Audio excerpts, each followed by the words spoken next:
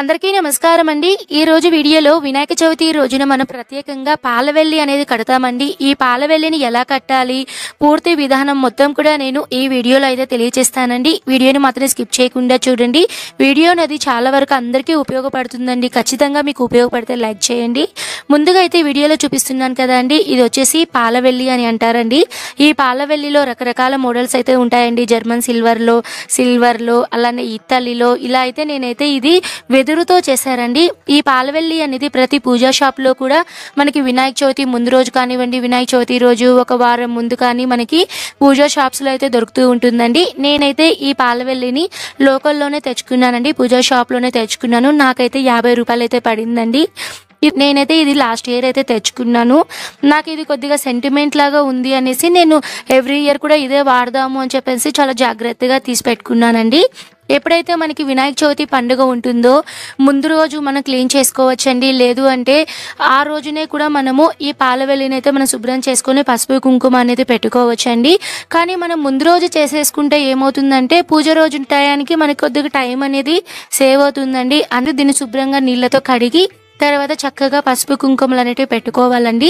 కానీ మీరు ఈ పాలవెల్లిని శుభ్రం చేసిన రోజు ఎట్టి పరిస్థితుల్లో నాన్ వెజ్ అనేది తీసుకోకూడదండి। ఎందుకంటే మీరు ఒక్కసారి వినాయక చవితి పూజా సామాగ్రి పూజా పనులు స్టార్ట్ చేస్తే ఆ ఇంట్లో నాన్ వెజ్ అనేది తినకూడదు।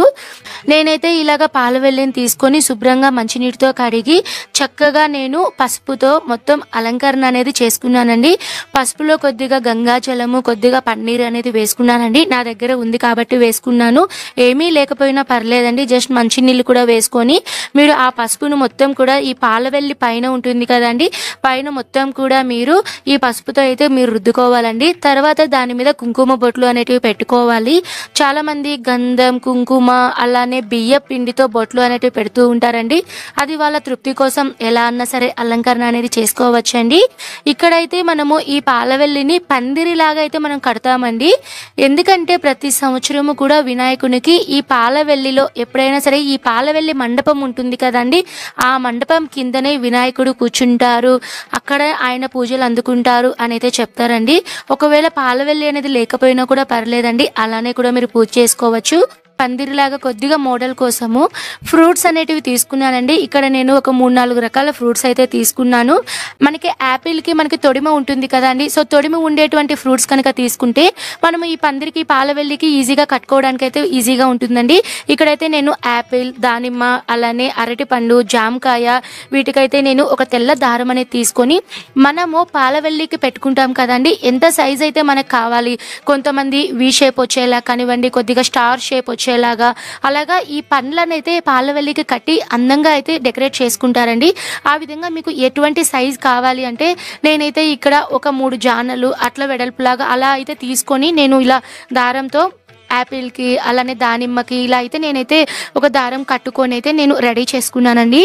దానిమ్మకైతే కట్టుకోవడానికి నాకైతే చిన్న కొమ్మలాగైతే లేదండి, అందుకని నేను సూది దారంతో అయితే నేను కుట్టుకున్నాను।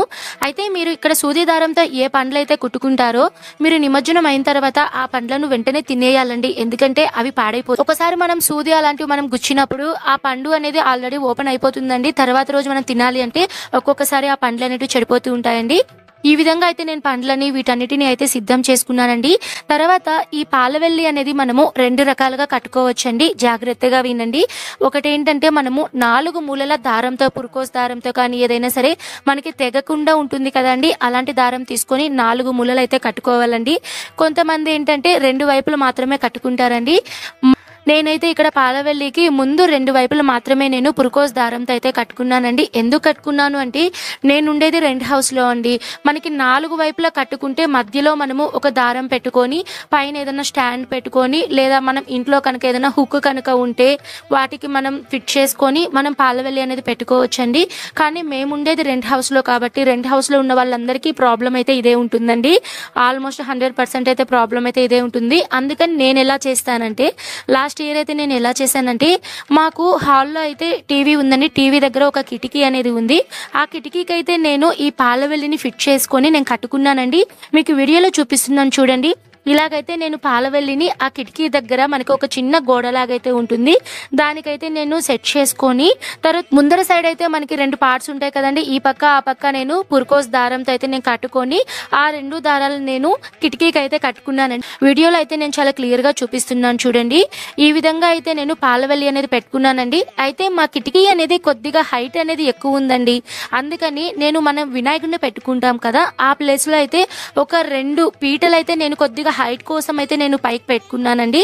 ఒకవేళ మీకు అలాగా హైట్ కనుక ఉంటే మీరు కూడా కొద్దిగా ఎత్తులో పెట్టుకోవడానికి ప్రయత్నించండి. ఎందుకంటే పాలవెల్లి ఎక్కడో ఉంటుంది, మళ్ళీ వినాయకుడి కింద ఉంటే మనకి చూడడానికి అంత లుక్ అయితే ఉండదు కదా, అందుకని మనకి పాలవెల్లికి కింద కొద్దిగా దగ్గరగా మనకి వినాయకుడు ఉంటే చూడడానికి అయితే చాలా బాగుంటుందండి. తర్వాత ఇలాగ పాలవెల్లిని మొత్తం సెట్ చేసుకున్న తర్వాత నేను ముందుగా ఫ్రూట్స్తో దారాలు కట్టుకున్నాను కదండి, మొక్కజొన్నలతో, అలానే యాపిల్, దానిమ్మ, జామకాయ, వీటన్నిటిని నేను దారాలు అయితే కట్టుకున్నానండి. వీటిని అయితే నేను వీడియోలో చూపిస్తున్నాను చూడండి. ఈ విధంగా అయితే నేను ఒక్కొక్క పార్ట్లో అయితే నేను దారంతో అయితే నేను ముడి వేసుకుంటూ నేనైతే ఇలా అయితే సెట్ చేసుకున్నానండి. యాక్చువల్గా ఇవంతా నేను మా హస్బెండ్ సపోర్ట్ తీసుకొని చేశాను, ఎందుకంటే ఇవి ఒక్కరి వల్ల అయితే కాదండి, ఖచ్చితంగా ఒకరు ఇవన్నీ సెట్ చేసుకుంటూ ఉంటే ఒకరు నైవేద్యాలు అనేటివి చేసుకుంటూ ఉంటారండి. నాకైతే ఈ విషయంలో అయితే మా హస్బెండ్ అయితే చాలా సపోర్ట్ చేశారు. ఇలా అంతా సెట్ చేసుకున్న తర్వాత నేనైతే కొద్దిగా డెకరేషన్ కోసం నా దగ్గర కొద్దిగా ఫ్లవర్స్ అనేటివి ఉన్నాయండి, ప్లాస్టిక్వి, అవంతా కూడా నేను పాలవెల్లికి పెట్టుకున్నాను. తర్వాత మనం ఈ పాలవెల్లిని పందిరిలాగా పెట్టుకోవచ్చు అని చెప్పాను కదండి. వినాయక చవితి రోజున మనము పత్రి పూజ కోసం మనము మన ఇంటి చుట్టుపక్కల ఉండేటువంటి ఆకులన్నీ కూడా మనము వెతుకుతూ కొన్ని తెచ్చుకుంటామండి ఇంటికి. అలా నేను ఎక్కువ ఆకులనే తెచ్చుకొని ఆ పైన పాలవెల్లి ఉంటుంది కదండి, పైన మొత్తం కూడా నేను ఆకులతో ఒక పందిరిలాగా అయితే చేసుకున్నానండి. తర్వాత దాని మధ్యలో కొద్దిగా రింగ్ లైట్ అనేది పెట్టుకొని కింద వినాయకుడు బాగా కనిపిస్తాడు అని నేను కొద్దిగా మధ్యలో రింగ్ లైట్ అయితే పెట్టుకున్నానండి.